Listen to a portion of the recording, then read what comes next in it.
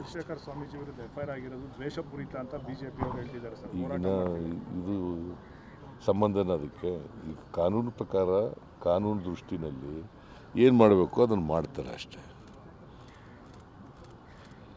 ಕಾನೂನು ಈಗ ಕಾನೂನು ಚೌಕಟ್ಟಿನಲ್ಲಿ ಬರಲಿಲ್ಲ ಅಂದ್ರೆ ಮಾಡಲ್ಲ, ಕಾನೂನು ಚೌಕಟ್ಟಿನಲ್ಲಿ ಬರ್ತೀವಿ ಅಂದ್ರೆ ಮಾಡ್ತಾರೆ ಅಷ್ಟೇ.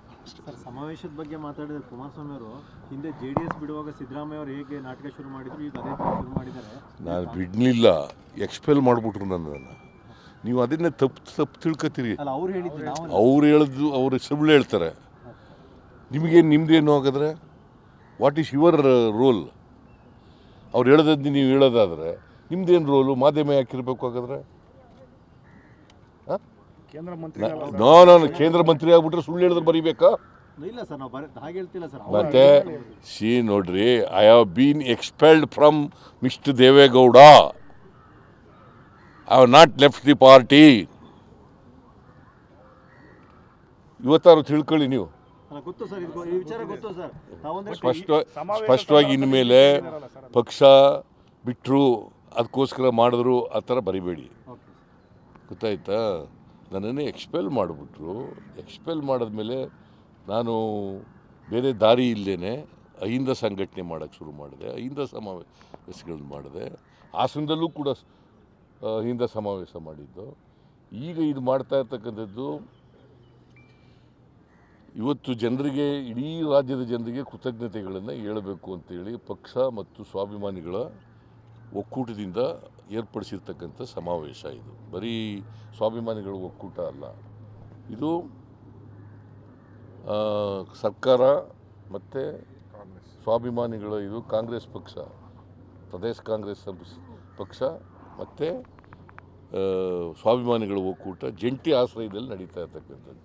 ಇದಕ್ಕೆ ಸುರ್ಜೇವಾಲಾ ಅವ್ರನ್ನು ಕೂಡ ಆಹ್ವಾನ ಮಾಡಿದ್ದೀನಿ, ಖರ್ಗೆ ಅವ್ರಿಗೂ ಕೂಡ ಆಹ್ವಾನ ಮಾಡಿದ್ದೀನಿ, ಗೊತ್ತಾಯ್ತಾ? ಅದರಿಂದ ಇವತ್ತು ಮೀಟಿಂಗ್ ಕೂಡ ಮಾಡ್ತಾ ಇದ್ದಾರೆ ಇವರು, ಪ್ರದೇಶ ಕಾಂಗ್ರೆಸ್ ಸಮಿತಿ ಅಧ್ಯಕ್ಷರು ಮೀಟಿಂಗ್ ಕೂಡ ಮಾಡ್ತಾ ಇದ್ದಾರೆ. ಪಕ್ಷನೂ ಕೂಡ ಇದರಲ್ಲಿ ಸಕ್ರಿಯವಾಗಿ ಭಾಗವಹಿಸ್ತಾರೆ. ಅದೇ ಆರೋಪನವ್ರು ಮಾಡಿ ಸರ್, ಪಕ್ಷ ಬಿಟ್ಟು ಹೋಗಿದ್ರು, ಈಗ ಮತ್ತೆ ಆ ರೀತಿಯ ಅದು ಪುನಃ ಅದನ್ನೇ ಕೇಳ್ತೀಯಲ್ಲಪ್ಪ. ಸರ್, ಅಂದರೆ ಪಕ್ಷದಿಂದ ಬಿಟ್ಟು ಸಪ್ರೇಟ್ ಮಾಡಕ್ಕೆ ಹೊರಟಿದ್ರು. ಪಕ್ಷದಿಂದ ಬಿಟ್ಟಲ್ಲ, ನಾನು ಎಕ್ಸ್ಪೆಲ್ ಮಾಡಿದ್ಮೇಲೆ ಏನು ಮಾಡಬೇಕು? ಅಲ್ಲ, ಈಗ ಆ ಥರ ನಾನು ಎಕ್ಸ್ಪೆಲ್ ಮಾಡಿದ್ದನ್ನು ವಿರೋಧ ಮಾಡಬೇಕಾ ಬೇಡ? ಹಾಂ, ಪಕ್ಷ ಕಟ್ಟಿದವರು ನಾವು, ಜನತಾದಳ ಎಸ್, ಸೆಕ್ಯುಲರ್. ಈಗ ಸೆಕ್ಯುಲರ್ ಆಗಿ ಉಳಿದಿದೆಯಾ?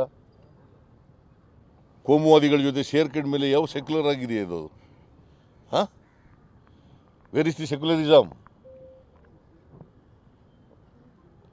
ಕಾನ್ಸ್ಟಿಟ್ಯೂಷನಲ್ಲಿ ಸೆಕ್ಯುಲರಿಸಮ್ ಮತ್ತು ಸೋಷಿಯಲ್ ಜಸ್ಟಿಸ್ ಸೇರಿಸ್ಪಡೆ ಆಯಿತು. ಅದು ಇದೆಯಾ ಈಗ? ಸುಪ್ರೀಂ ಕೋರ್ಟ್ನವರು ಕೂಡ ಅದು ಸೆಕ್ಯುಲರಿಸಮ್ ಇರಲೇಬೇಕು ಅಂತ ಹೇಳಿದ್ದಾರೆ, ಸಂವಿಧಾನದಲ್ಲಿ ಇರಲೇಬೇಕು ಅಂತ ಹೇಳಿದ್ದಾರೆ. ಇದೆಯಾ? ಅವ್ರಿಗೆ BJP JDSನವ್ರಿಗೆ ಅವ್ರಿಗೆ ಯಾವ ಹಿನ್ನೆಲೆಯಲ್ಲಿ ಆಯಿತು ಅಂತಕ್ಕಂಥದ್ದು ಕುಮಾರಸ್ವಾಮಿಗೆ ಗೊತ್ತಿಲ್ಲ. Because Kumaraswamy was not A party. JDS ಆದಾಗ ಕುಮಾರಸ್ವಾಮಿ ಇರಲಿಲ್ಲ.